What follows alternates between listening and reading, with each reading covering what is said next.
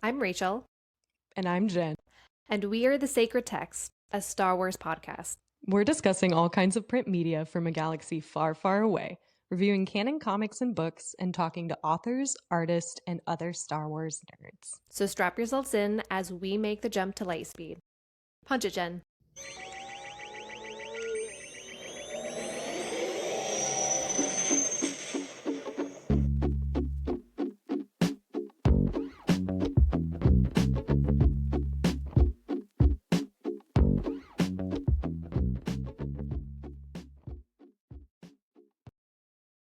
We are so excited because we're talking about Legacy some more. We are. We always want to talk more Legacy. I know. I got to the point where I was like, there's no way we can talk about the rest of the book. So I messaged you and I was like, 4 hours. Help! Girl, you know, I'm always down to have an extra episode on Legacy. So yeah, this is going to be a 3-parter, which this isn't a bad thing to be. Okay, great. I felt so bad. Never feel bad for that. Absolutely not. This is a beast of a book. There's a lot to discuss. I was even thinking, I messaged you, and is there a different way that we could do note taking? And I even feel like we'd still be in the same issue of there's things I just want to break down and discuss, and it would just take that amount of time, no matter if you talk about it chapter by chapter or if you go plot point by plot point. Exactly. And you know what? Guys, this is a podcast. The point is for us to talk about it, right? If you're here listening and you don't want us talking about Star Wars, I don't know what you're doing here. So excellent point. I don't feel too bad about it. What we didn't do is plan out how many chapters we're going to get done today. No, it's going to be timed basis. We're going to see how much we can cover in about 2 hours. Yep. So my whimsical idea was let's right now, before we start, guess which chapter we're going to make it to. Oh, 29. I'll be generous and say 32. Well, was there anything Star Wars related you wanted to talk about before we? Do you want to talk about D23 news? More specifically, the interview? Sorry, that's all I've been thinking about. Yeah, so what happened? So there was an interview with Dave Filoni, and they asked whether The Hunt for Ben Solo was in production or was going to be made. And the way Dave Filoni responded to this question, it was so suspicious. He basically just Jedi mind tricked and said, there is no Hunt for Ben Solo movie being filmed at this time. What? Yeah. And then everyone loses it. Dave, bless you for giving us a little crumb of hope on that one. Mm-hmm. And the other one, they asked, where's the Kylo Ren movie, was how they asked it. Mm-hmm. And he said, we're not doing that right now. And then everyone was like, it's not happening, guys. Did none of you read between the lines? Exactly. We don't have to go too far into it, but they asked for the Kylo Ren movie. We're talking about a Ben Solo movie. Mm-hmm. And Dave can get away with saying we're not doing that because it's technically true. Mm-hmm. We're just saying. Yep. There is no Kylo Ren movie, but there is a Ben Solo movie. So we're all keeping our fingers crossed. Yep. So yeah, that part is very, very exciting. Mm-hmm. And I guess we'll see what happens at Celebration. So I am manifesting more news. I don't even care. They can just say, we're thinking about it. And I would lose my mind, Oh, 100%. Mm-hmm. Oh, and God, can we just get a crumb from the Rey movie, please? That just too. Like the smallest crumb. I would take anything at this point. We got a little bit of information at Star Wars Celebration England, and then that was it. Silence. Just like rumors here and there. This director, not this director. This director. What is happening? A trilogy, not a trilogy. Are you guys doing this on purpose to keep us off your back? I don't know what's going on, but keep us on edge all the time. Which to an extent is great until it becomes just generalized anxiety disorder. It's not fun anymore. I know it's not everyone's thing, and that's okay. All I ask Shoo-shoo. All I ask is that you just let people enjoy what they enjoy. Shoo.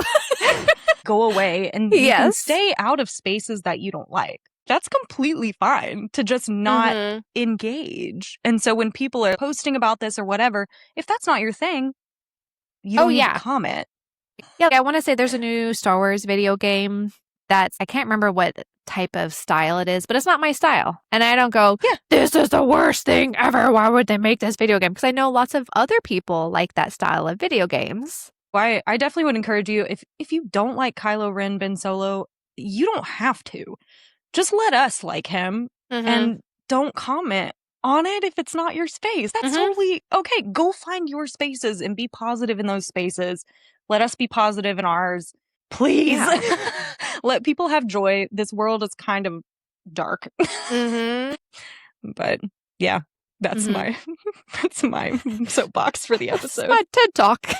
That's my TED Talk. It was either going to be that or taking non-consensual photos of celebrities, and we went with that one instead. So we'll save that for another time. Ooh, that's another really good one. Are we just going to jump right into it? Let's do it.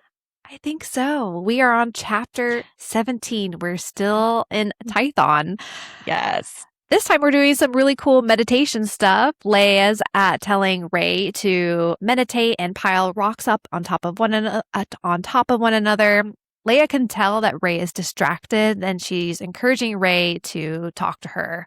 But of course, Rey is super hesitant because Rey doesn't want to talk to Leia because Ben's mom, but also she's also such a introverted person and doesn't like sharing any of her feelings.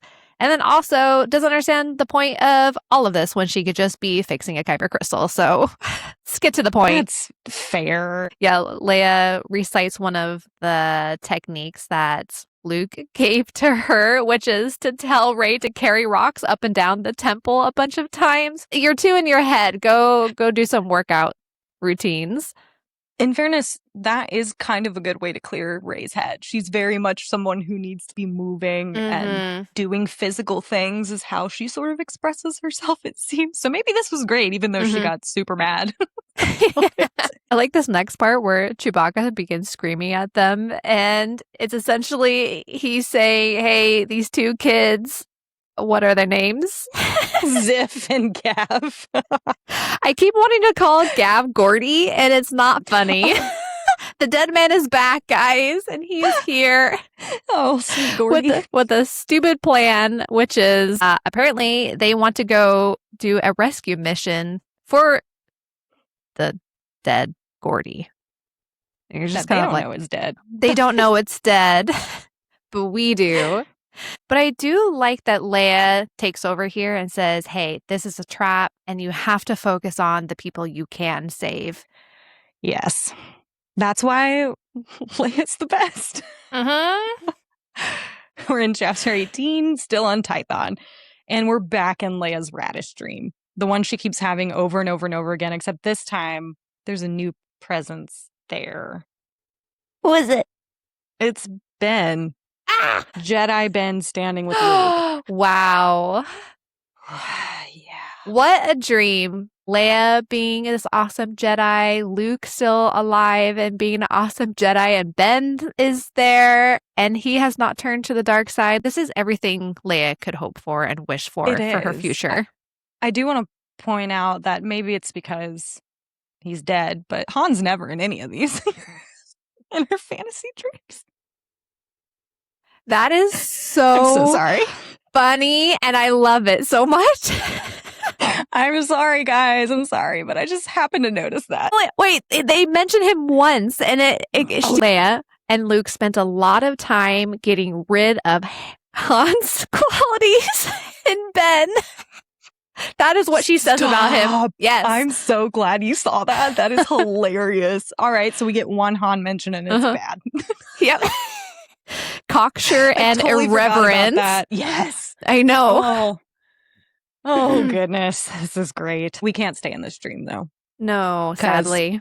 I know. There are multiple dreams or things in this that I wish they could stay in, and they cannot. But she's woken up by Rey, who found something, but it wasn't actually in the Jedi text they've been combing through. It was in an old journal of Luke she found. That's cool. Yeah, I love that. What's happening in that? So she's looking for any information about the simulacrus, and they found similar words to that.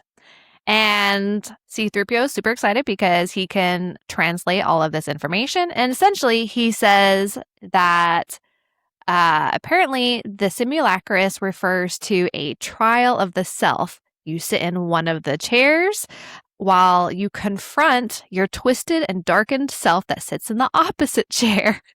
And Rey's demeanor drops. She goes from super elated and positive to super upset. She's like, I can't do this trial. Also, this says nothing about a forge.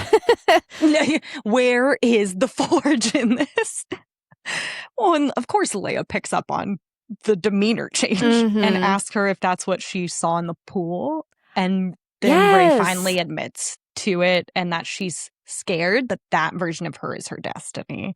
And that's when Leia finds out about what Luke said to Rey on Octo. Yep. When she first meditates, Leia gets so angry at Luke, and I love it. Love it. It's like somebody's got to get mad at Luke. Yeah, exactly. And it's perfect. Leia of all people. But I like that Leia reminds Rey, though, that Luke was not this perfect god. You know, Luke was afraid too. That's why he was on the island and why he didn't want to train Rey. Just to kind of remind her, just because this person is viewed as this amazing Jedi doesn't mean that everything they do is right. And it doesn't mean he was right about you. Exactly. And Luke should not have put his own fears onto Rey. That was super unacceptable. Yep. When Rey kind of opens up to Leia about some things and then not about other things, but she does say that she feels sort of the weight of the entire Jedi Order on her. And I loved Leia's response to that, which is that none of those people she's worried about measuring up to are here anymore. And it's up to Rey to determine what the Jedi Order is going to be going forward, which this whole section made me feel excited for that potential future, because when in history have we ever gotten to see a Jedi Order that starts from nothing? Because even round Luke, one, essentially. Yeah, Luke still talked to Obi-Wan and talked to Yoda and obviously used the text and tried to go by the book Jedi Order, because I mean a lot of people would do that because you don't know what you're doing, right? And totally. Rey has seen how that turns out. Yeah, Luke very much wanted to replicate the Jedi Order that existed in the prequels and felt that this was the Jedi Order he needed to replicate, and was so caught up with, it was Palpatine that ruined the Jedi Order, not that their own mistakes led to their own demise. Yeah. And it wasn't until we see him in The Last Jedi that he openly admits it's time for the Jedi Order as he knew it to die. That's how I took it. And it's time for Rey to rebirth the Order into something better.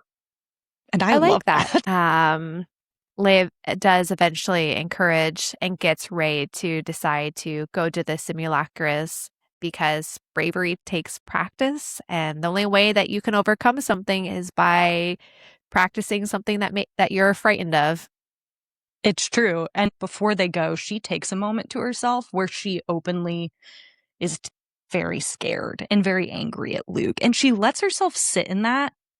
And I loved that very honest approach. She's not pretending to herself that she doesn't feel these feelings. She's letting herself feel it in the privacy of her room. And then she's going to be a strong mentor for Rey. And I just thought that was great. Well, yeah, especially when she's talking crap about Luke and then all of a sudden she gets a reply.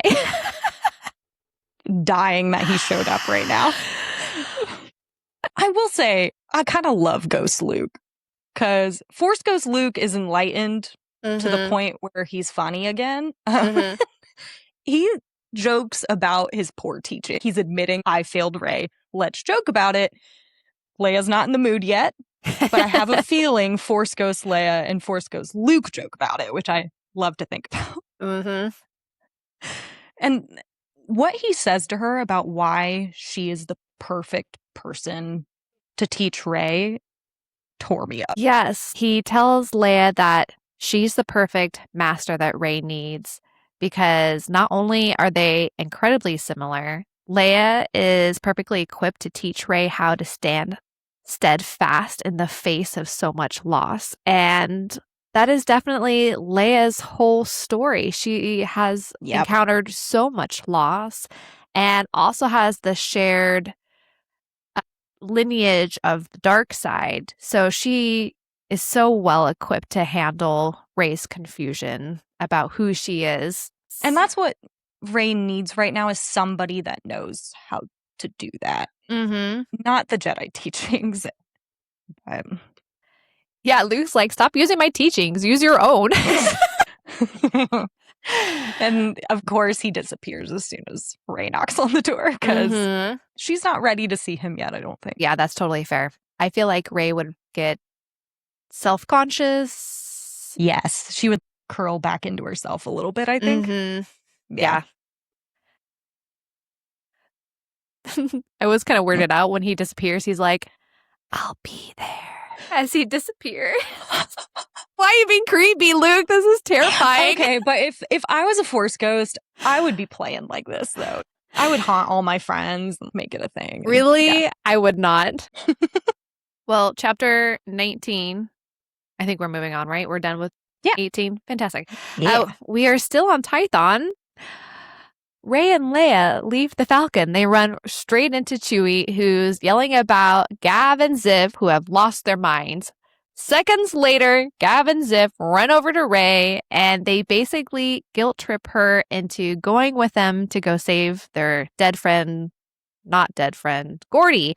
Oh, yeah, and this is where Leia points out it could be a trap. And Gav and Ziv don't take this feedback well. No. Oh, thankfully, Pastor Lyjar and Adari come running to kind of interrupt the situation before it super escalates, but it's for a bad reason, because they can't find Meepka anywhere. No, not Meepka. Not Meepka. Well, our angel. I know. They all turn and run to the temple to go find her. Chapter 20, we're somewhere different. We are. We're in Lamiri? Yeah, I think that's how you... Lamiri? Just not Tython. We're with Brilla and her one remaining crew member. Crazy Brilla. She is so unhinged in this chapter. Holy cow. Oh this my got God. Dark. It did. Brilla really needs to get onto Vanika's ship because she thinks she's going to find something that's going to give her a clue to where the rest of the people that were involved in her terrorist attack were. Well, she can't find a data card or a personal card or any sort of access card. So Vanica must use biometrics to get into her, her ship and control the ship. So she's like, it must be the eyeballs or the hands. Let me take one of each.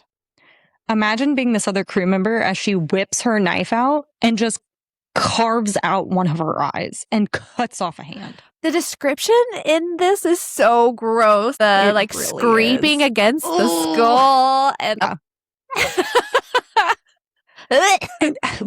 she like packs up the body parts to head out for the ship and tells the pilot to leave if she's not back in 4 hours. I want to be so clear. If I was that pilot, the second she was off that ship, pew. Oh, I agree. Gone. No. I'm not waiting 1 single hour. So she could come back and do that to me for funsies? Maybe she thinks it's my biometrics that she needs this time. Once the dismemberment starts, I'm out. Guys. Well, we return over to Tython, chapter 21. Rey's searching the Jedi Temple for Meepka, and she basically zooms ahead of everybody else. So she's in there first, and she's hearing this little girl crying out for help. And so she goes straight to the simulacrus and immediately knows there's something wrong about this room. That's creepy. And then a second later, she sees the bodies of all of these Jedi, including one on one of these chairs. This is creepy in a very fun way and all, but from deeper in the temple, they all hear a voice crying for help. So we know that it's not something just Rey is experiencing. Exactly. But as they rush towards the sound, Rey senses too late that the floor is collapsing. Well, yeah, they all look at this hole in the ground. Oh, there's where Meepka's voice is coming through. And they're all crowding around this precarious hole. Oh, guys, guess what? The floor is collapsing because this thing is lava. Ancient, yes. And even C-3PO is like, wow, it's a wonder that this place is even standing. Well, they've got a Jedi with them, thankfully, to slow the landing. And I totally forgot that Ziff is here. Because he's the only one who avoids falling down. And thank goodness, because then he can go back to camp and get ropes and get people to help. Ladders and stuff. Okay. Out. Yeah. I completely forgot he played a part in this. He's not in my notes at all. I know. No. Like, get out of here. He's dead to me. So. Same. Oh, Meepka. What's going on with Meepka? Oh, her ankle is broken. And we find out the reason why she got into this mess to begin with is because she found a lightsaber. She went to go grab it and tumbled down into the ground. But they look around and they find several other lightsabers just scattered about, which is both super cool and ominous at the same time. But because they need light and they're not all flashing lightsabers around, Rey finds this tunnel of sorts lined with crystals, puts her hands on them to send energy into them, and they all glow. And that lets them see that they're in some kind of tomb. I love tombs. I know, this is very mummies and all that good stuff we like. So. Yep, I was very excited. Very excited.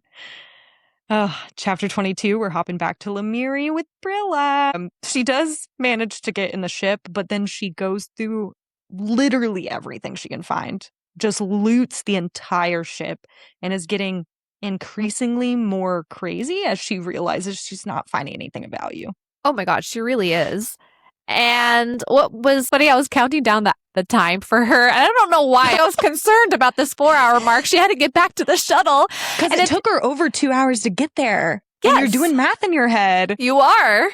It's going to take you 5 hours on this little trip. You're going to miss your shuttle and the pilot's going to leave you. She does eventually find a cutout in the floor, and it's a hidden compartment. She opens it up and finds a rebellion necklace. She's like, aha. And then she realizes it's made cheaply and is essentially trash. So she tosses it, right? Still nothing of value for her. Yeah. Exactly. And that's when she hears the rumbling of an engine off in the distance and goes to the viewport, looks out, and there goes her shuttle, leaving her behind. Imagine. That pilot was like, no. Yeah. They sat there, I'll give it to them. They sat there for a solid 2 hours and 15 minutes before they were like, what am I doing? She kind of goes spiraling about the First Order and thinks back to the fact that they came and took over her planet and how her life kind of fell apart after that, which makes it even more curious that she joined them. Well, she never liked her family to begin with. That was when she was carving out the eyeball. She was telling this story about how her parents were farmers and how she used to clean up blood from her mother as she was butchering animals and stuff like that. And so that doesn't sound exactly fun or glorious. And here you've got the situation and we get a snippet of it. And when we get the final story, it kind of makes sense why she does what she does. But this part, we find out that children start disappearing. And then that's the end of story time part 2 from Brilla. Ooh, yeah. Oh, First Order. But she ends up being like, wait, I didn't check one more spot. She ends up ripping open Vanika's mattress. The whole thing is in shreds. There's mattress material everywhere, covered on her hair. But it was a good choice because what does she find? She finds a box with a key. And she's like, oh my God, I have to find the key. And then she remembers the medallion she crumpled up. Oh yeah, she had stray in it. I forgot about that. So she straightens this medallion and it does eventually open up this box. And this is where she finds a recording device. Ooh. What? Here it is. Oh, the moment we knew was coming, right? Mm-hmm. Yeah, this is Vanica getting information from their informant. And it's information about Brilla's schedule and how they can get to her. And we kind of already knew, right, that the First Order was probably involved in some capacity in this. And for her, this is confirmation that somebody in the First Order helped them out for the point of killing her. Her whole belief system is kind of crumbling, and I don't know what to tell you, Brilla. Well, the only solution Brilla takes, which is to take some drugs, and she has the best sleep of her life. All right, chapter 23, we're going back to Tython. What's happening on Tython? Rey and the rest of the group are walking through the tomb. They're finding all of these Jedi statues, and they notice a date on one of them that puts it at over 5,000 years ago. So we are dead set in the old Republic. I love it. Love it. So cool. I love it's like statues and memorial stones, which is really creepy, but I think it's in a fun way. I was also really surprised by this because I don't remember there being any Jedi tombs in general. Oh yeah, because it's really just there's the lightsaber arch, which doesn't, it's same purpose, but it's not a tomb. Yes, because to me a tomb insinuates that there are bodies there as well. The respectful Jedi death is to, what is it called? Set them on fire. A pyre? Yes. My impression, and then even with in the High Republic, this is a typical Jedi thing, but maybe here that's not the case. Maybe methods have changed, or I don't know. Yeah, but I have a lot of questions about this. I didn't even think about that. Now that you bring it up, I'm like, wait a minute. Right? But of course, there's always got to be something fun. And Gav finds We're in a container. In the tomb. Yes. Gav finds a container at the bottom of one of the statues. And when Rey pulls it out, what does she find? It's a holocron. A Jedi holocron, just FYI. Yeah, so to be clear. Just to be clear. Yeah, Rey activates the holocron, and a Nautolan Jedi named Zevra Breeze appears. What a cute name, by the way. I loved that. It reminds me of Febreze. I'm sorry.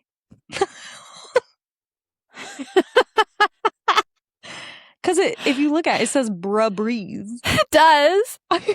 Bra Breeze. It's the Febreze. There's a Z. The Febreze. Yeah. The Febreze. It's a wonder that I ever get my notes done. Same. Can't even look at her name anymore. I don't look at it. I'm sorry. I just so ruined that. Ooh. Who is this person? She's a caretaker of the Forge. What a unique name for what this person is and what they do. Because caretaker, I don't know. When I think of like a forge, I think of like a mechanic or like a blacksmith. A blacksmith was exactly what I was thinking Right? of. Not a caretaker. Which makes me think that the forge is maybe alive. Like you are a caretaker for a tree or some living animals. It seems like they're describing this forge as not just being this physical thing, but something spiritual too. It's because that matches way more with the word caretaker, I feel like. But who knows? I don't know. We never find out what the forge is. Spoiler alert. Sorry, I'm angry about it.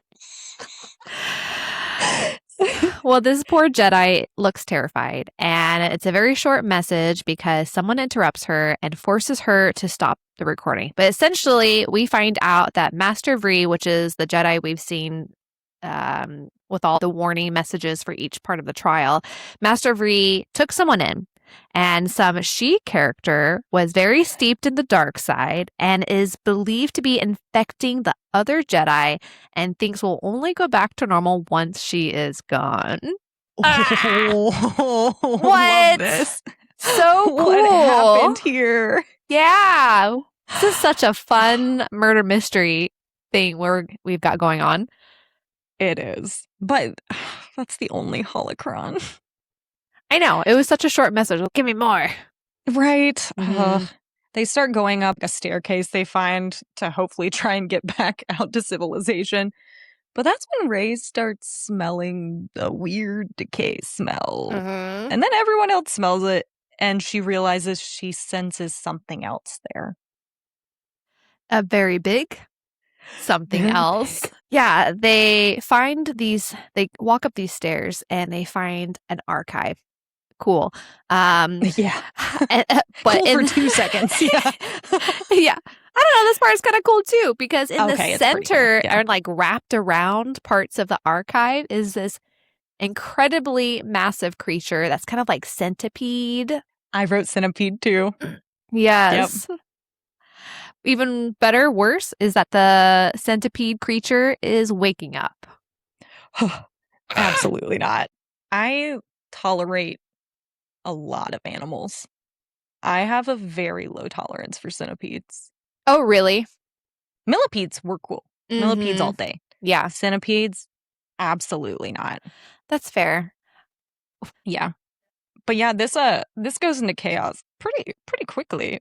But it charges at them, and Rey throws up her hands to try and connect to it. And I immediately was like, I don't know, man. I don't know if this is gonna work. Oh, really? I was like, maybe it'll be like Tep Tep talking to all the creatures. And so I want to say Yeah. Tep Tep talked to a monster that was kind of similar to this thing. Tep Tep talked to some scary monsters. She and really it turned out did. well. Mm-hmm. Did this turn out well? Yeah. So it doesn't turn out well because the creature actually mind speaks kind of back to Rey. And it's less words, but more a series of images and feelings. And Rey finds out this creature is called Hethelman and then proceeds to insult them, calling them creatures of scared or fearful flesh, and has no interest in befriending them. And then ask why Rey called it to her. Oops. Ooh, whoops. Yeah, we don't know anything about this creature, but No. it seems almost drawn towards the dark side. Mm-hmm. And it had come to the temple sensing darkness. And when it got there, it found a battle of Jedi versus another. Who ended up killing them all. And then the creature was like, heck yeah, dinner, girl dinner time. Oh, totally. Everybody. Like, thank you. I mean, I guess in a way that makes sense for this creature to be drawn to the dark side because there will always be dinner nearby. So this is so good for you. A very effective strategy of this creature. How horrifying for Rey to see all that play out, though, and realize there might not really be any discussing with this creature, which I know is what she wanted, but that's not how it turns out. Nope. This whole scene is bonkers. I just kind of summed it up that they're slicing the creature and its parts operate independently, apparently. And so they're having to fight off all these random body parts. And thank goodness Gross. there's all these lightsabers in the room, right? And Rey is able to call all of them to her and is able to fling them in an arc to combat the many parts of the creature attacking them. Okay, Porter Angle, what is that? Yes, it is very Porter. So cool, though. All right, so what happens to the creature? Yes, the creature dies. The end. Mom. Yeah, but the creature finally receives peace, which is kind of sad that it's been so steeped within the dark side that the only time it actually gets peace is through death. Yeah. I know. Well, because they've been battling this incredibly large monstrous creature and the creature has been slamming into walls and the archives and everything else, one of the walls starts caving in and water gushes through and completely fills the archives up all the way with water. Yep. Oh, this is it. We're all gonna die. But luckily, I guess they've got really good drains because all of a sudden it just drains. Yeah. But they managed to somehow get over to the area they first fell in, that hole. And because there's some water there, they're able to sort of float-ish towards the top where Ziff is waiting with ropes and other people to help. So they can at least get close enough that Rey can help them out to get to the rope. So there's that. And there's all the poor stuff floating up from the archives. Including lightsabers. Apparently, lightsabers float. Oh, but how morbid is that? But also, I would feel bad just leaving them. They need to have a home somewhere that's not this, right? She can recreate the Kyber Arch because I feel like that is a fun tradition. But there's also books and data tapes too, which I would be like, oh, those are ruined. But I totally would have thought the same. Rey's great at taking ruined things and making them something great. So It's very true. Well, chapter 24, we move back to Lemiri. Brilla wakes up covered in her own puke. Girl, gross. Oh, no. She did not have a good time. She changes out of her clothes and she finds some food that she can eat and wonders who in the First Order wanted to kill her and why. I love that Brilla was like, oh, I should probably use the ship to get away. And she has to turn the ship on, which means using the gross, decayed hand of Vanica to turn it on. But when she gets the engine starting and all that, she can actually reconfigure the biometrics to her own biometrics. But she tries to call for her assistant because she's like, he might still be loyal to me. And he does answer, but he's like, people are looking for you. And she does tell him, I have proof that someone in the First Order helped rebels try to kill me.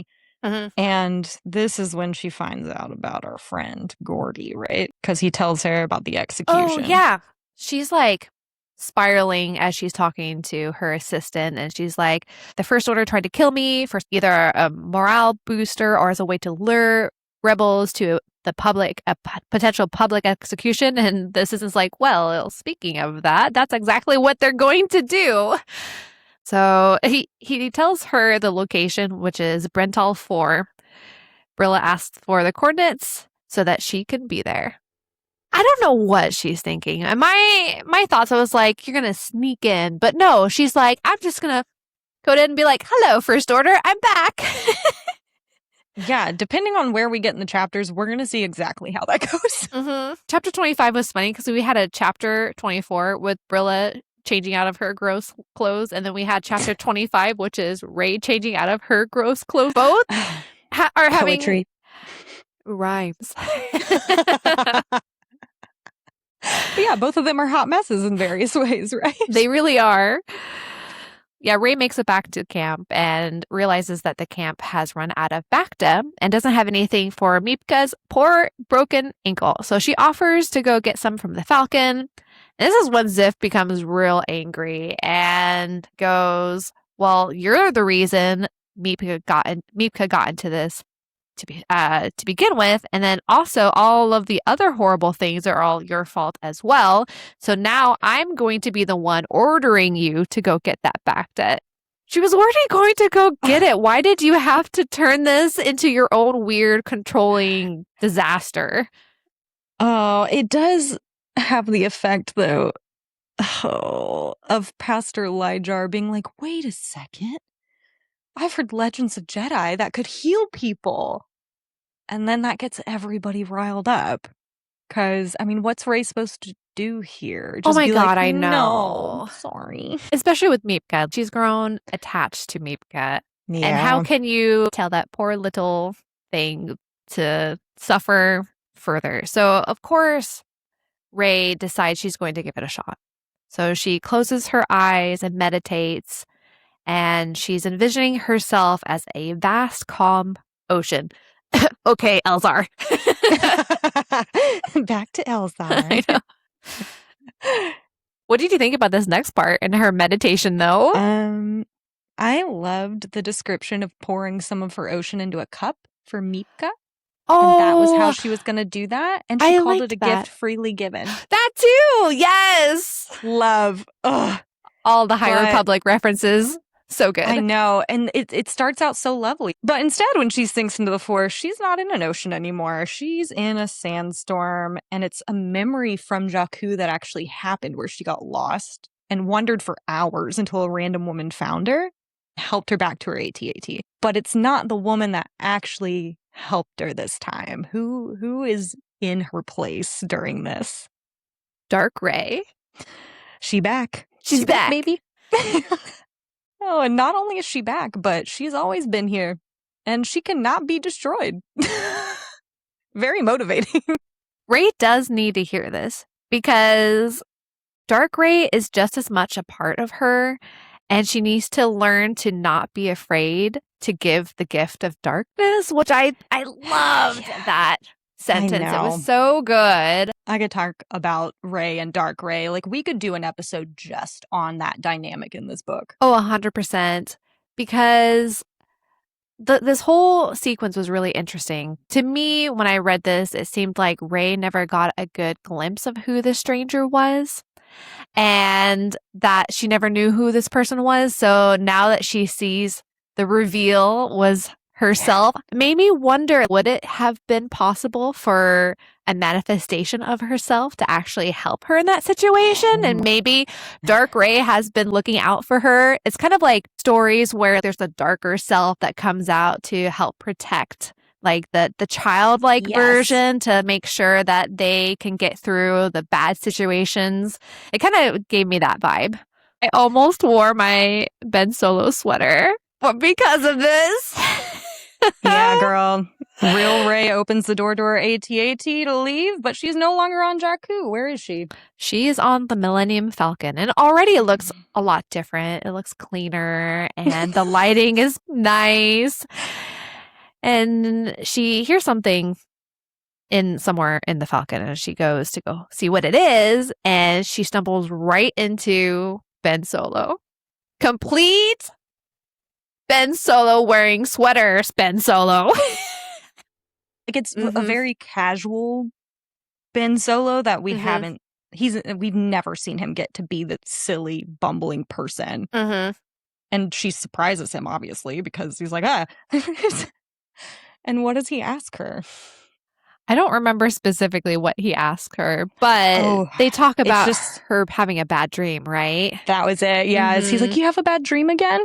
Oh, yes. That insinuation of closeness and the knowledge of like, oh, this is something that you've gone through before, and oh, are you okay?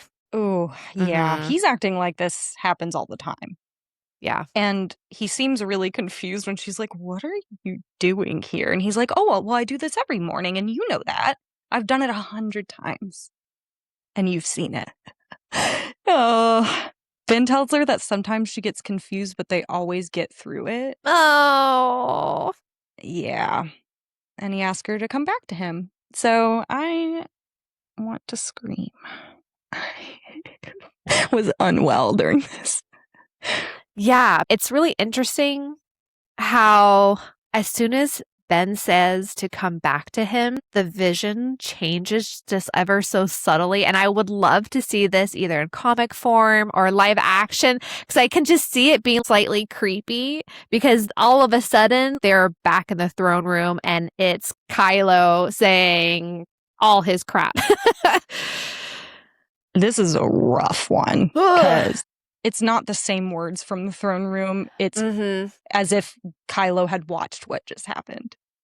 And he's like, you could have had that, by the way, if you'd have taken my hand. And that she keeps choosing people who don't want her. Oh, I hated this. And that eventually Leia's going to leave too, like she left him. Oh, no. Oh, man. Hard. It's so hard. Yeah, Rey eventually says what the vision is, which is a lie. She knows that Kylo couldn't have lived that life, and actually, she doesn't want him. That's a lie, but okay. Liar. I know. Yeah, this is like the whole manipulative boyfriend thing, who's like, no one wants you. You keep choosing people who don't want you, but guess what? Yeah. I want you. And then that's when Dark Rey stabs him in the body and he slumps down dead.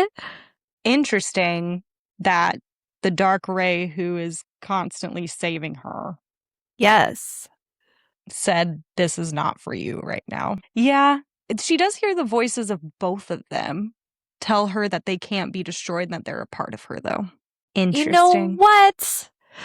All of these things keep shouting dyad over and over again. It is. And I was so sure that we were going to get an explanation like, oh, this is a dyad, but we don't. And I'm a little bummed by that. But to me, I feel like when Rey eventually gets the words dyad thrown at her, she's like, duh. Oh, this makes sense. That makes sense. Yeah. Ooh. Well, her vision returns her to the camp. That probably didn't go well, right? Oh, she's so embarrassed, and she just runs away. And it's not even just running away from everyone at the camp. She's really running away from herself. Mm-hmm. Enough run to the river and pulls out the broken kyber crystal that this whole thing is about. Mm-hmm. And tosses it as hard as she can into some bushes. She is done with all of this. She is. And with that, she runs towards the mountains to be alone. I'm sure this will go great. Chapter 26, Tython. Leia immediately runs after Rey, but she doesn't actually physically run. She's like, I need to be smart about this. I'm going to use the Force because I actually physically cannot run as fast as Rey. So she uses the Force to help direct her. She notices that there's a strong presence at the edge of the river. That's weird. So she goes down to the river, and that's where she finds the kyber crystal. Oh, yeah. And she picks it up, and when she does, she hears the voice of Ben Kenobi. Oh, yes. Yeah. Saying fearless and stubborn. Oh. And she gives R2-D2, who is caught up to her, the crystal for safekeeping.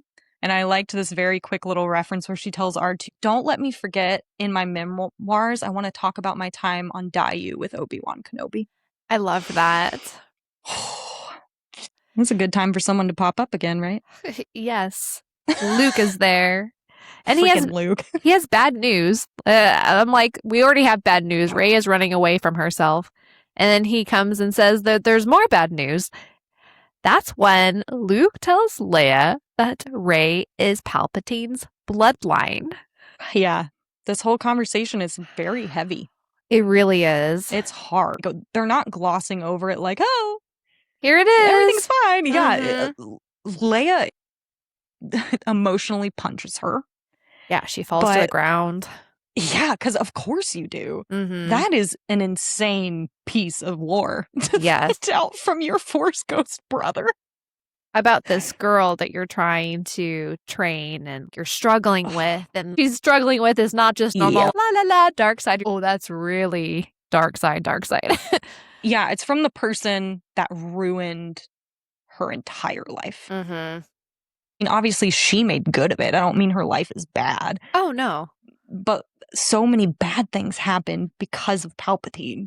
And it's continued on all the way down to her son. And now she finds out it is affecting Rey too. And that's a lot. Yeah. But Luke is like, I told you this because you're the only person who won't waver in who you are no matter what. And he knows that even though it's a hard burden to bear, that she can do it and still treat Rey the way she needs to be treated. Yes. Of all people, Leia needs to know this information so that she can handle Rey in an appropriate manner. She is going to make sure that Rey has the tools she needs to not only handle who she is, but also what that means moving forward. I also really loved that Luke had a moment where he addressed that he was running after Rey all those years ago in Shadows of the Sith, the book. But the fact that he had a regret about it and almost wished that he could have found her just meant a lot to me. It's a huge what if. Yes. You ready for this next chapter? Because it's a doozy. Yeah, a storm's a-brewing on the mountain, so Leia needs to hurry up and find Rey. Now. And we go into chapter 27, finding out what Rey's dealing with. Rey has climbed up the mountain to the point where she's in the middle of this storm, and the wind is so strong that it almost knocks her off one of the cliffs, and it's freezing. There's snow flying around everywhere. And she's trying to meditate to keep herself warm, but she just keeps envisioning herself dying in the cold or her toes and fingers falling off due to frostbite. These are all stories that people have told her of their times in Hoth and bad things that happened to them. This woman's never seen snow in her life, and now she's in the middle of a snowstorm, blizzard perhaps. And just feeling like an absolute failure. Yes. And she's so sure she's going to freeze to death, and at one point, Dark Rey appears telling her no one is coming to save her. And I think this is meant to encourage her to get up, save yourself, Exactly, because it's basically is saying that no one's going to save you, so you are the only one who has power to save yourself, so get up and do it. I mean, in a way, I get that, but it's also keeps her stuck in this lonely bubble. Exactly. Mm-hmm. And what she needs is what happens next. Mm-hmm. Because a man appears and chases Dark Ray away. And He she doesn't does. know him, but she recognizes him. And he's like, people are looking for you. And there's this whole segment. I didn't write down a ton of details, but she follows him as he starts like appearing and reappearing. And That's it's like so he's giving cool. her a path to follow to get to where she can get down. Mm-hmm. And she realizes that he's a Jedi. Yes. She looks at this handsome face with a scar over his right brow, and I was like, oh my God. And I talked so much crap about this character in the last episodes. Anakin's running around talking to Ahsoka every other second. Where is he now? And turns out Anakin has come to Rey. And I love this. And I think it's because a lot of prequels people really hate the sequels. They love Anakin. Anakin's their golden child, and Rey is trash. And to have Anakin be the one to step forward and rescue Rey and bring her back was just so meaningful. And it just, to me, meant that Anakin loves Rey too. And it was just beautiful. Oh, it is. And I was also a mess during this for, I think, probably the exact same reason. And he leaves his mind open to her. Yeah. And she searches it and sees memories of his mother and of a woman who's pregnant, which we know is Padme. Yeah. And of Mustafar. And she knows in that moment that she's carrying his lightsaber. And she has the most realistic response to this, which is to feel so embarrassed. Yeah. Yeah. But he's unbothered. He really is. It's great. The things that he says are so true to what I think Anakin would have said. They remind me so much of things Anakin have said to Ahsoka. Oh, yes. Just kind of laughing about the fact that she threw that kyber crystal and goes, well, you've got a really strong arm. Anakin tells her that he knows what it's like to be alone and that being from a desert planet makes you a very hard person and that he never let people he loved help him. And that is actually a weakness, and Dark preys on the weak. The part when he says that her darkness is strongest when you fight your nature, and if it was easy to become a Jedi, then no one would fall. Just kind of like, my gosh. Yeah, she manages to start climbing her way down the mountain, and before they're separated, he tells her there's no one way to be a Jedi. Yep. And that if she wants that peace she can't find, she does have to confront herself. Great chapter. 10 out of 10. Yep. She somehow makes it down to the ground and collapses. But she knows Leia is looking for her because Anakin Skywalker told her she was. I know. I cried in every iteration of reading this chapter. I know. What did it mean to you having Anakin show up to Rey?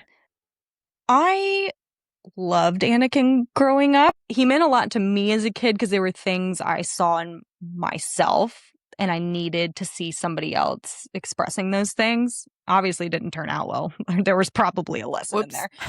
But and I just really loved that character. And as I've grown up, I've sort of pushed that character away a bit. And a lot of it has to do with interactions in the fandom and the type of people who do love that character. I've had some negative interactions with that. I don't particularly enjoy that. I just want to talk about what I enjoy and not about how much you hate Rey. Like, that just is what it is. And so it's the exact thing you said. Seeing this character show this love and compassion towards Rey and to give her exactly what she needed just felt like such validation. Absolutely. About how much Rey matters and how much she belongs here. And it was just another person in this family that, to me, give her the privilege of getting to say I'm a Skywalker at the end of Rise of Skywalker. Yes, 100%. I love that. Yeah. We've seen it here. Legacy. I know. I'm trying to hold it in. I know. Let's move on. Sorry, I just got stuck on the word legacy and what that means for this book. Yeah. And how in a lot of ways it's not about a lightsaber. Oh my guys, it's not about the lightsaber at all. Yeah. And just kind of this lineage of Jedi who make Rey who she is. And it's a lot of failure in that lineage. Mm-hmm. And finally we're seeing it tunneled down to a person who can hopefully take that knowledge of those failures and finally overcome that. I have so much hope when I look at Rey. I do too. She's asking all the right questions and thinking critically about the Jedi Order. She's seeing what worked and what didn't work. I think she's going to surround herself with a lot of really cool people that will maintain that. And this whole sense of legacy and what we find out later with community, I think is just novel and beautiful and very cool. Mm-hmm. The future is bright for the Jedi Order. Yay. All right, chapter 28, still on Tython. Rey is back on the Falcon, where Leia and Chewie are trying to warm her up. This is so cute. They've bundled a bunch of blankets over her, including Chewie's blanket that's covered in his fur. After he carried her all the way back to the Falcon. Leia gives her some tea, and something about being taken care of in this way finally makes her decide it's time for her to be honest with Leia about Ben and to tell her what she's been struggling with. And she does. Oh my God. I got so much secondhand embarrassment, but not even embarrassment is the word I want to use. I wanted to hide. Yeah. You understand her shame. Yes. Like, I don't want her to feel ashamed of any of this because it's very human, everything that she's done, but you know 100%. Why she feels that way. So it's so relatable. It's every woman who's had a bad relationship, and then you get through the bad relationship and you look back and you're like, what the heck was I thinking? And you have to be like, actually, I was dating your son. And also we had a weird connection. I don't know. Yeah. And I did like that she explained it as I needed someone and he was there. I love that explanation because now I really need to go back and rewatch Last Jedi because I would like to see, I really want to see that progression and understand it a little bit better because there's parts in the movie where I was not fully connected with Rey's emotions, and now having this context I feel like will really help with that story. And definitely recommend the Last Jedi Expanded Edition book too. Ooh, okay. Because there's a particular line I think about all the time where when she's deciding she wants to go talk to Ben, to Kylo after the mirror cave, she specifically thinks, who would know how much loneliness eats away at you? I'm butchering it, but that's the gist. She's feeling that after seeing everything she just saw, where she finds like, I'm just by myself, I guess. See, this is why I have a hard time when people are like, Rey Nobody is so cool. And I was like, is it? Do you want to be alone forever and have no one around you? Okay. Yep. I loved Rey Nobody in the like philosophical sense. I get that that's maybe what people are saying, but I agree that Rey didn't want to be Rey Nobody. No, she didn't. Her entire journey is about her not wanting to be a nobody. And I like that she got to move beyond that because I didn't want her to forever be stuck as Rey Nobody. I saw it as a progression. But yeah, and I loved that line that kind of explains I needed somebody who understood loneliness. And so I reached out to this person, and I like that she explains it to Leia that way, but that she now hates herself for it, which is very sad. but also very normal. Oh, 100%. Mm-hmm. It makes Leia feel weirdly hopeful, though. I just love this thought that it makes her feel like Ben's not gone. That too. There was somebody that reached out to Rey Mm-hmm. that was not Kylo Ren. That was a nice way of looking at it, because what Rey was focusing in on was the manipulative part, the Yeah. Kylo Ren who was taking her loneliness and twisting it to his own advantage. And I think Leia does acknowledge some of that, but I think she also sees the glimmer of hope that is Ben Solo in there. Yeah. And Rian Johnson spoke on that in particular, about that exchange and how it is manipulative. Like, let's not say it's not. Mm-hmm. But that doesn't mean Ben saw it that way or that Kylo saw it that way. Yep. And that it was more that he was like, oh, this is how I feel too. Mm-hmm. And if you don't want to feel that way, this is what's going to fix that. And the way it came out was just so bad, buddy. Try again. But yes, exactly. I loved everything about that. But later, when Rey is asleep, Leia just is like, oh, I'm going to fall apart now. Because I just learned a lot. She learned Palpatine. Rey is missing. Gotta go find her. She's half frozen to death. She was kind of seeing my son. She learned back-to-back information. They have a weird connection. Really fast. But she falls apart kind of wondering if she should tell Rey that she's a Palpatine. Mm-hmm. And, who shows up again?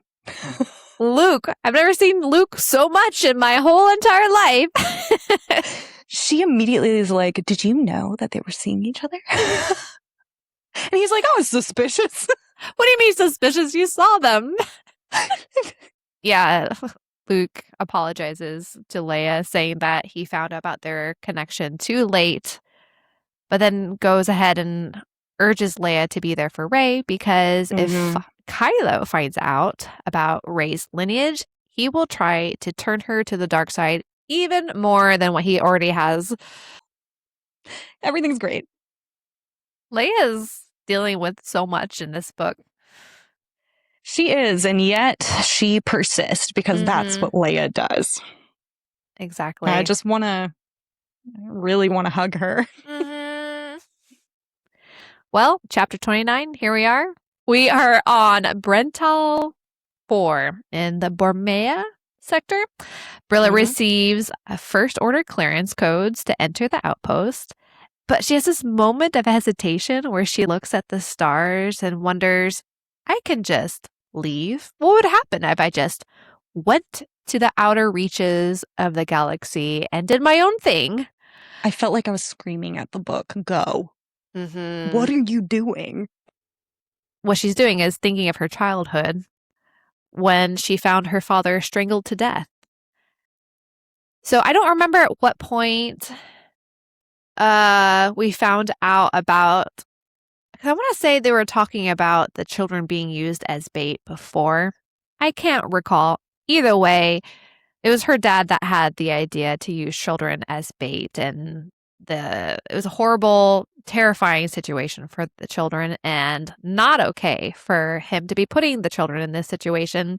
And apparently the neighbor caught wind that Brilla's dad was going to do this again and decided to strangle him to death to solve that problem. Brilla walks in, sees her dead dad, and goes, you know what? I'm tired of all of this, and walks straight to the First Order. Ooh. It's like whenever she encounters bad things, she doesn't know what to do with her life. She goes to the First Order, because they're the ones that are going to say, you're going to do this at this time, and you're going to look like this, and you're going to walk like this, and you're going to eat this. No thinking involved. Yep. And I mean, knowing what we know about her childhood, I do get that, but it is a sad cycle. Like, you have to at some point break out of needing that structure that doesn't serve you at all and figure it out on your own. And, I guess she's not doing that, because nope, she lands and is promptly escorted to the brig, LOL. Whoopsies. Whoopsies, right. Chapter 30. Well, we are on one of the 2 planets we have been on this entire time. So Chespia. Sorry, not Chespia. We're on Tython. The other one, yeah. Yes, one of the 2. Yeah. They decide to go back to the simulacrus to inspect it. Oh, we're ready for this? Okay, I guess we're ready. So they go to the chairs, and apparently at the base of the chairs, there's this riddle that sits there, but it's been cut out by lightsabers, and they think maybe someone's fingernails. Oh. Yeah, and even when Rey touches one of the chairs, current travels up her arm, and she can hear a voice crying out for help. And that's when she notices the skeleton that's sitting in the chair has a lightsaber. She goes to pull it out and notices that this is a weird-looking lightsaber. It is a Sith lightsaber. This lightsaber honestly sounds so cool. It sounds so cool. Kind of like a Ventress look, but with cool designs, patterns on it, maybe. It's got runes carved into it. Which I love. And this is the moment where she knows this voice she's been hearing this whole time is whoever this girl on this throne was. Or on this chair was. Ugh. Yeah, I love that Leia looks at the Sith lightsaber. She's like, "Nuh-uh, give that to me." She does not let Rey keep that. No. And she asks Rey about Dark Rey because they're talking about and looking at this lightsaber. And Rey reveals that in her vision, Dark Rey always helps her. Which I'm glad she shared that with Leia, because I think Leia's a little terrified of Dark Rey, and I think that will help her kind of understand the purpose that Dark Rey serves for now. Totally, because Leia catches onto that. What do you mean she helps you? That's really weird. Yep. Great time for Meepka and Gav to interrupt. Ugh. Come on, guys. We're doing Sith stuff right now. I know. Okay, but in fairness, they found more tapes that were salvageable from the flooded archive, which they knew Rey would be interested in. So they're going to follow Gav to his ship. And he ends up telling them that Ziph ready to fly to Brental 4 to stop Gordy's execution. Yes. And we find out that Gav actually doesn't want to go. And he apologizes to Rey for calling her a coward earlier. Wow. You've really grown in these past couple of chapters.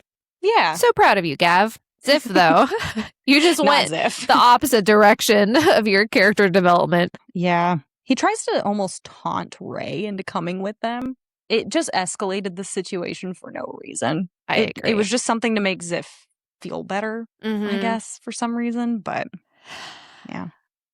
Yeah, he basically is calling her like all Jedi pretenders and cowards who don't actually help. But he didn't even say it like that's what he thought. He goes, Gav is the one who said all of these things. And I'm the one who actually really liked the Jedi. This bleeds into chapter 31 because Gav immediately goes after Ziph to be like, what is wrong with you? Yes. Yeah, and then they all walk into the mining shuttle, and this is the first time that Gav has really noticed how disgusting it has gotten. And even Meepka's like, oh, it's really smelly. And Gav is trying to get Ziph to reconsider his plan, and they end up fighting. Ziph thinks Gav has sided with the Jedi now and has given up. And at one point, he kicks the duffel bag, and all of the contents spill out, including Gav's mother's poetry book. Why? Why would he do that? He 100% intends to sell that to Bulio for weapons. Yes. Which is horrible. It's so horrible. That is Gav's last piece of his mother. The mother who left him to go do her poetry reading, I guess, with random children that are not her children. Oh, goodness. Yeah, I guess they're at this point in their friendship where Ziph is going to go no matter what, and he's fine if that means dying to get this done. And Gav is just not willing to go that path, so they're just at an impasse now. Chapter 32. I see what you did here. Tython. Oh, we go to a slightly less awkward situation. because it's Rey, Pastor Lijar, Adari, and Leia in the Falcon watching one of the archive tapes. And it's from, is it from Vree? Master Vree, yeah. Thank you. I can't keep them all straight because there's so many. So many characters. But this time, he's doing something a little different because he's not by himself, right? Yeah, Master Vree is talking to a young woman who's covered in tattoos. And they pause it and take the lightsaber and hold it up to her tattoos, and there is a perfect match. So this is the Sith that is dead in the chair, but also owner of this lightsaber. So cool. Sith. Yay! We find out her name, which is Calrian. Is it Dior? Dear. Dior is amazing. My phone changed it to Dior. Why did you do that? That's amazing. So Calrian, which is apparently the apprentice to Darth Maritosh, or at least this is the name that Maritosh gave her after he took her. Oh, gosh. What a crazy story. I know. I want to know more about it. There's nothing about this Darth because I already looked for it. I know, same. I'm curious because I know that Madeleine Roux created, or one of these characters was a Dungeons and Dragons character that she was able to bring into her book. And I wonder if this is one of them. It feels very Dungeons and Dragons-y with a cool backstory and all. I'll have to listen to those interviews after all of this. Yeah, please tell me because that's awesome. But in this conversation, the Sith, is insisting she doesn't want to use that name anymore. And she wants to remember the name her parents gave her, which she obviously doesn't know. But Master Vree simply says she's there to go through the trial of the simulacrus and reach the Forge. There it is.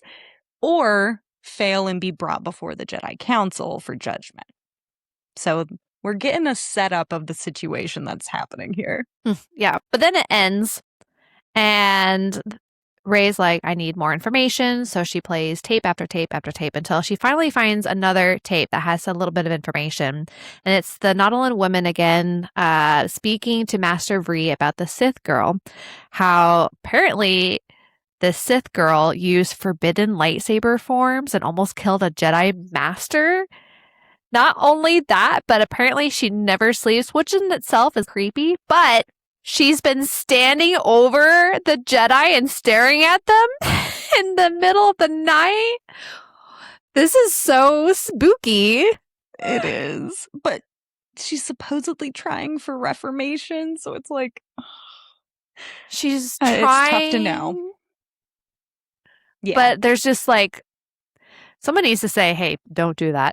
When they take a break from all of this, Rey goes to find Gav to talk about the situation with Gordy's execution because I feel like she's a very empathetic person. Yeah. And understands why it's upsetting. And she almost feels guilty that she's the one who was like, I'm not going to help with this. Yes. So she at least wants Gav not be alone. I liked that. Dealing with this. Yeah. So that's what they decide. So chapter 33, we are on Brental 4. Brilla's in the brig, and she doesn't have any windows, so all she's doing is listening to the commotion of the First Order, setting up for this public execution. And she can hear ships coming in, troops running by, and she hears two voices talking, and she's like, one of those sounds really familiar. But they're talking about how they don't think any rebels will show up, and... So the last thing we heard was Ziff basically saying he was going to go to Brental 4, and then we hear from Brilla's point of view that the execution happens and nothing. No explosions, no people screaming, for whatever. Just execution going according to plan.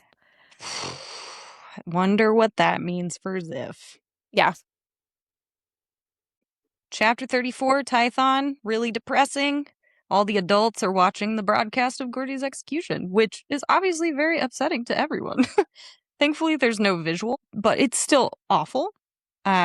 And they're upset too because of what the First Order is saying about the Resistance and about Gordy in particular, and it causes Gav to have a very reasonable breakdown, right? Yeah.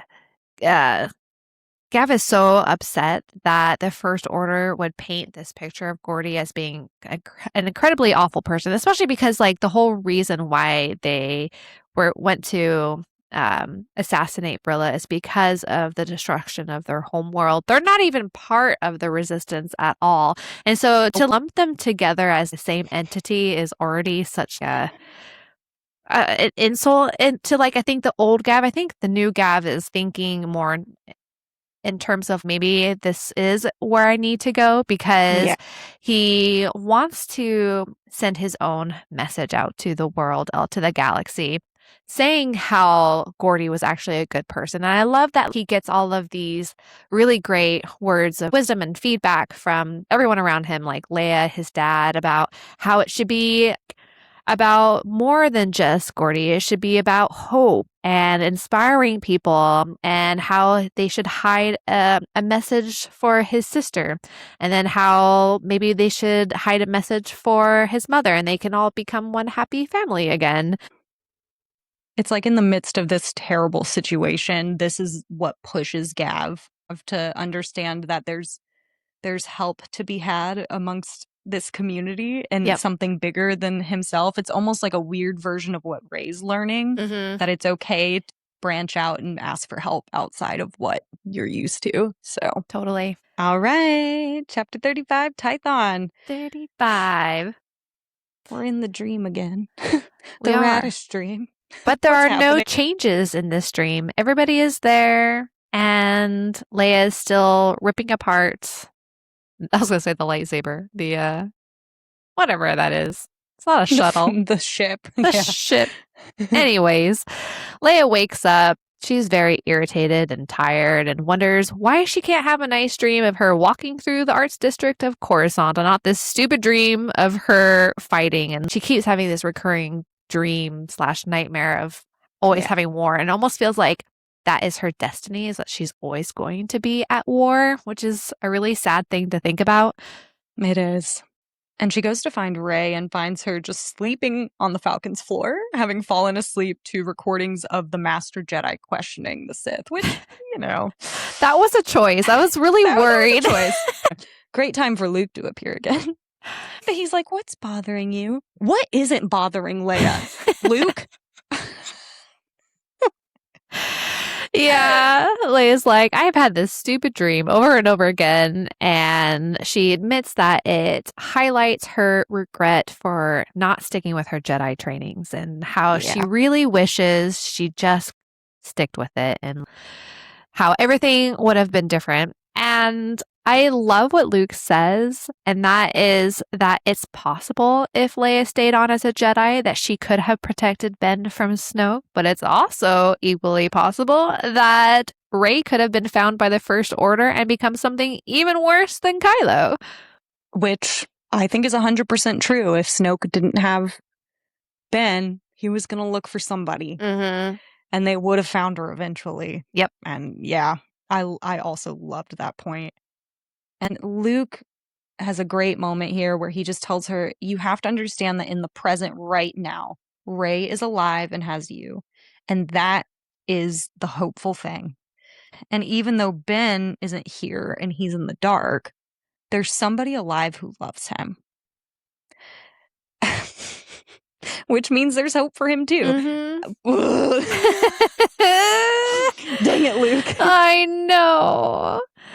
And I also love that Leia comes to the conclusion that she needs to tell Rey about her dream of this expectation of who she could be, and how it's all this lie, and how she needs to set it aside for the reality, because Rey is literally dealing with the same thing. And Luke agrees before he fades away. Yay! That's where we're going to end it. So we will continue on the rest of the book, obviously, in our next episodes. Mm-hmm. But I think this will end up being my favorite episode of Legacy. I agree.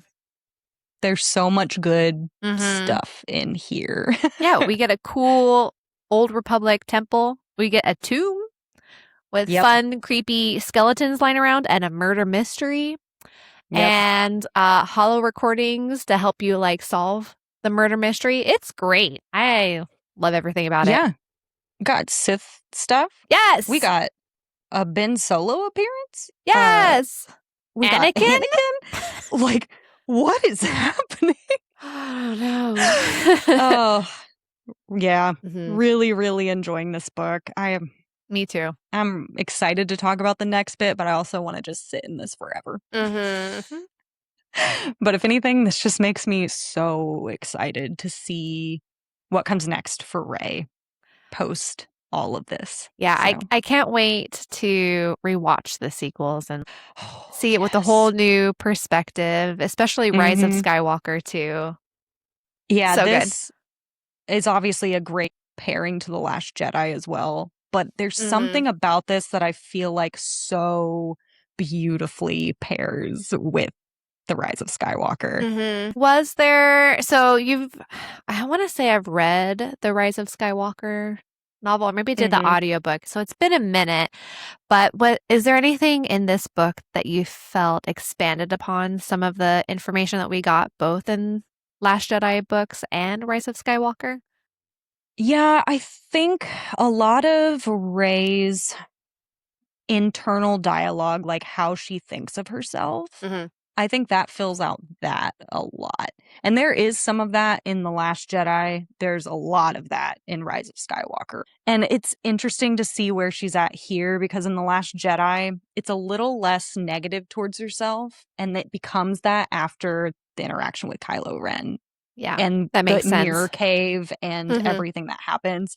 And then you go over to The Rise of Skywalker. Like, she's sure of herself, but she's still got that one bothersome thing that she just can't figure out. And we know that it's because she doesn't know that she's related to Palpatine. Like, that's the part she just can't quite get, but the Force is like telling her there's something else wrong you're missing. Yeah. And like, she's almost there. She's almost to this awesome, confident Jedi who's sure of herself after everything she learns here. Yeah. But Palpatine is ruining it.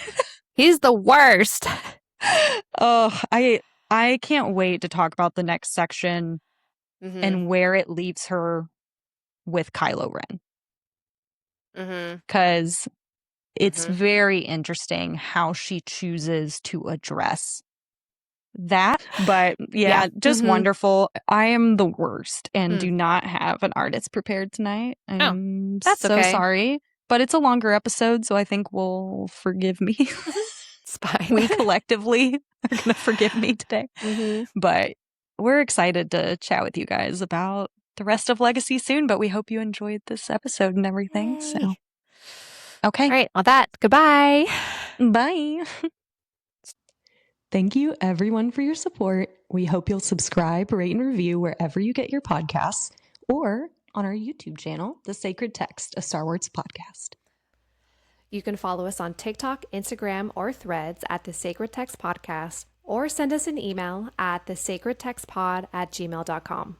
And finally, if you would like to financially support the podcast, head over to buymeacoffee.com. You can either look up The Sacred Text Pod or it's / The Sacred Text Pod from buymeacoffee.com to donate today. We'll see you for our next episode. May the Force be with you.